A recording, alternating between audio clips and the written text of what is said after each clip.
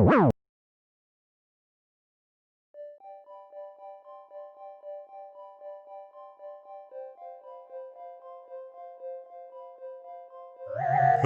my children. Why have you approached the universal lord of all that exists? We've traveled far and wide, your ominousness.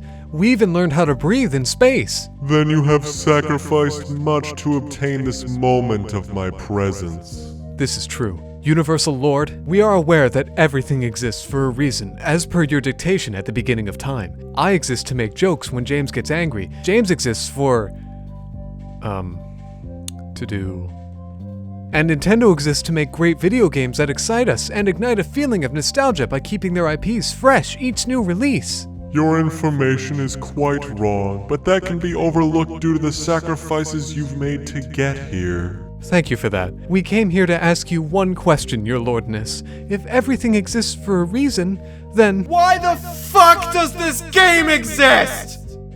Holy shit, intelligent systems. I think it's time we give the Paper Mario series to someone halfway confident in their abilities to make games. Yeah, you made Fire Emblem, and I'm sure Three Houses is great, but I think it's time that Fire Emblem be all you do, guys. You are obviously way over your heads when it comes to Paper Mario. You are no longer equipped to handle the constant expansion the game needs to be good again. Usually, I have some sort of counterpoint to James's argument, but no, not this time. Paper Mario the Origami King is a genuinely, completely awful game. Quite possibly one of the single worst games we've ever played. And it's obvious the developers thought this about Origami King as well. The first trailer was definitely a hype trap, irrefutably. It showed off some easily memeable moments which the internet would latch onto immediately, along with the quirky characters, some of which actually wear costumes so you can tell them apart, and even showed off what it would consider partners. All of this to trap you in a net of hype and curiosity. All of this while showing exactly 4 seconds of the shitty battle system. It caught us. It caught us hard. We were tangled and knotted up in this obvious trap, and we pre-ordered immediately. We hadn't learned our lesson yet. After we suffered through Sticker Star and Color Splash, paired with that awful showcase they did a month before release, you would think the world, much less us, would have learned our lesson by now. But here we are,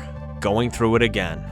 Paper Mario, the Origami King, begins with Mario and Luigi riding on the very same standard L-cart that was present to do all of one cool thing in Color Splash before becoming totally useless. At least Luigi isn't a literal background character that you have to pluck this time. They were invited to the Origami Festival in Toad Town only to show up and the town has been emptied of toads. Our bros decide to drive to Peach's castle to try to find some answers, discovering that yes, Toad Town is indeed empty. Luigi parks his cart and then we get to experience exactly 10 seconds of one of the only good things about this game. Luigi following Mario around. Luigi's jump is higher, he follows Mario like a partner. This is the kind of stuff that fans have been clamoring for. Then it ends when Luigi begins his absolutely fruitless quest to find the key to the door that locked behind them upon entering Peach's castle. Can we just say that Luigi absolutely sucks in this game? You will meet him several times during your adventure. Each time, he believes to have found the key to the castle door that's shut behind you in the beginning of the game, only to be obviously and frustratingly wrong each time. Luigi has been on enough adventures with and without his brother to know what different keys go to, right? If it has Bowser's face on it, there's a good chance it belongs to Bowser, right? Why did they give Luigi a bigger part in the game only to give him the IQ of a can of tuna? Yeah, I know, he eventually has the key, but he had it the whole time. It was stuck in his cart's exhaust. How on earth did he not notice that? Seriously, Luigi is a toddler that just so happens to be the literal key to progression each time you meet him, and it's really stupid.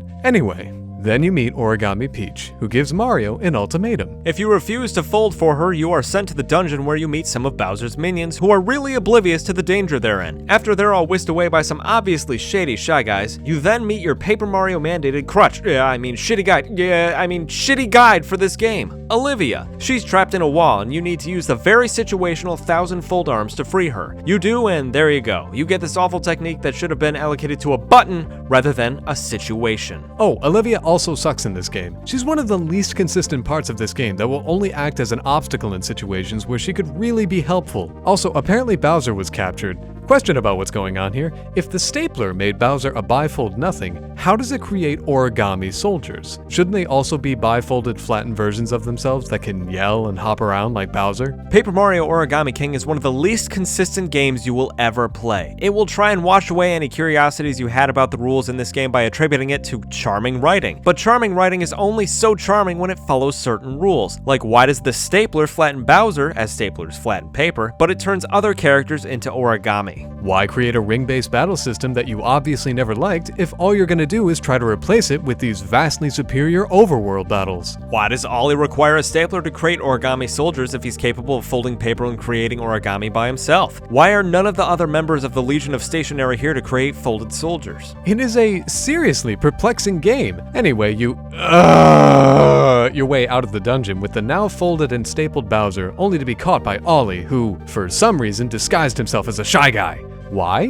Who were you trying to hide your identity from? Then you get to meet the awful, terrible ring-based battle system for this game. A system that will literally boo you for not doing it the way the game wants you to do it, and cheer you on if you do it exactly the way the game wants you to. What was the problem with the action commands in the first two games? They gave us clear indications for when to press A and when to let go of the control stick for a hammer attack. Why trade it in for this press A at the perfect moment to execute the best version of an attack system? Sticker Star introduced this type of battle system where it sucks and all you get is coins, rendering random encounters useless, and it has only evolved to be even shittier as it was shoved through Color Splash and dumped into Origami King. You defeat the folded soldiers, then Ollie summons 5 ribbons of different colors to wrap around Peach's castle and lift it into the sky. Bowser, Mario, Olivia, and this random shy guy with the Koopa Clown car narrowly escape whatever fate would have awaited them had they stayed. Then the castle is set on the summit of a volcano, and so starts what may be Mario's dumbest adventure ever. In case we weren't clear enough, we did not like Origami King. The whole game is just one set of roadblocks that has little to no consistency between them. It takes the shitty, awful mechanics of Sticker Star and Color Splash, namely the near single-use weapons, the lack of partners, finding toads, the garbage battle system and its own version of the paint hammer, and shoves it all into this game. Yes, I know the confetti and the paint hammer are different, but they both serve the exact same purpose: patching holes that give you copious amounts of coins. Does anyone remember those god-awful dance sequences from Color Splash that would happen every single time you got a paint star, and you couldn't skip them, and they were really, really unnecessary, and only served to pad out an already terrible game? Remember how much you hated those and wanted them to die in a fire?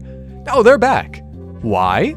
Seriously, who on planet Earth thought those were anything but a waste of time? We could mention how awful the bosses are and how they introduce new battle mechanics on the fly, or how there are way too many instances of the game killing you outright just because you didn't go the direction it wanted you to, or how partners aren't partners. They're really not. They're annoying characters that follow you around and will sometimes one-shot one enemy, or a group of enemies, doing more damage than you could do in a single turn. They are nothing more than ridiculous objects that follow you around to act as the cheapest of references to the first two games in the series. But instead, we would like to ask the developers a question.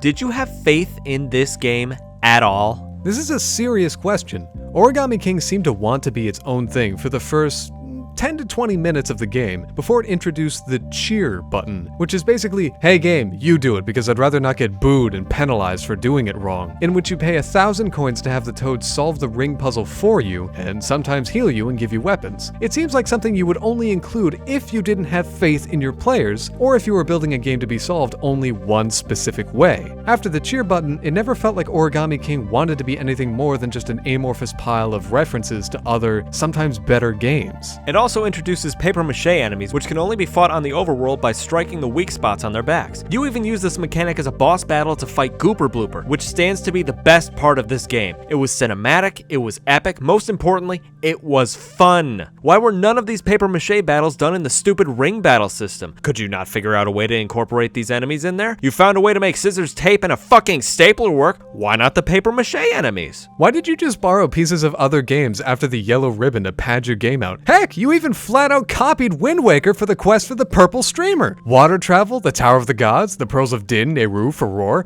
Also, that god-awful quiz show level, which both Sticker Star and Color Splash had their own version of. And surprise, surprise, it was awful. Why on earth would you include the game show level? That is literally basing your game's progression on skills which you only make more difficult by making us complete them via your ring battle system with a time limit. It is the second greatest offense Origami King presents. The first is the water. Everyone says says, oh, the water's so beautiful, look how it flows. So why doesn't it stay beautiful? Why isn't the water beautiful in the entire game? That's a true offense to the series, not having and keeping beautiful water. This game is an absolute travesty, a complete and utter disregard of the source material and anything that made the series fun. It makes me really fucking sad because this is what the sequels will pull from. This complete terrible package, all wrapped in stupid inconsistency, topped with a shitty bow. It's basically a poop in a box. But, knowing us, and how much we loved the first 3 Paper Mario games, we'll come back for more, and it makes us furious that all we can come to expect from the series is more of this same garbage design with a garbage story. It's intensely disappointing. Or who knows, maybe this was a step in the right direction. It's the most doubtful thing I could possibly think of, but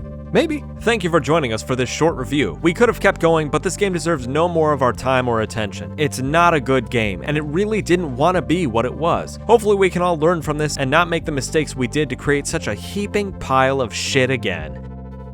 Do you feel like we were too harsh? Do you think we sullied the good name of Paper Mario more than Intelligent Systems already has? Please explain in copious amounts of details and profanity how wrong we are in the comments. Or feed our egos and tell us we're right. Or tell us how much you like our tiny faces on most of the footage. Thank you again for watching. Wait for this game to be on a massive discount before you buy it. Alright, bye. Which will never happen because Nintendo.